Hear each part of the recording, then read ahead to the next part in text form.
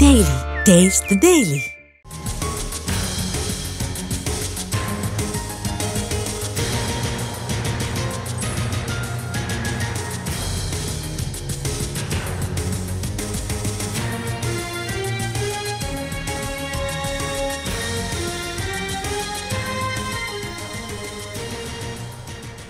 యాదాద్రి జిల్లాను వానలు వదలడం లేదు. వరుసగా కురుస్తున్న వర్షాలతో లోతట్టు ప్రాంతాలు జలమయమయ్యాయి. చెరువులు అలుగులు పోస్తున్నాయి.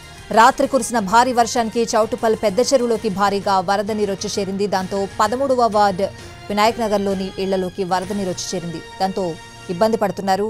చెరువు నిండడంతో ప్రభుత్వ కార్యాలయంలోకి కూడా నీరు వచ్చి చేరింది. సామాగ్రిని తడవకుండా బయటకు తీసుకొస్తున్నారు. మరోవైపు సాధారణ జనం కూడా ఇబ్బందులు పడుతున్నారు. ఇటీవల కురిసిన వానలతో పంటలు నీట మునిగాయి. వర్షాలు తగ్గాయి అనుకుంటున్న సమయంలోనూ మళ్లీ వర్షాలు పడుతూ ఉండడంతో అన్నదాతల్లో ఆందోళన వ్యక్తమవుతోంది. పత్తి, వరి పంటలు నిండా మునిగిపోయాయి.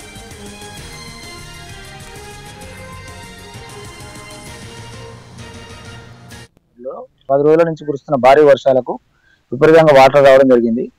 ఇక మున్సిపల్ ఆఫీసుకు పలుమార్లు విన్నవించినా కానీ ఇప్పటివరకు ఏ అధికారి స్పందించలేదు. దానివల్ల మేమే సొంత నిధులతోటి ఇక్కడ సొంతంగా డబ్బులు ఖర్చు పెట్టుకొని ఇక్కడ ఉన్నటువంటి వాటర్ని బయటకు పంపించడానికి యువకులంతా కలిసి పనిచేస్తున్నాము.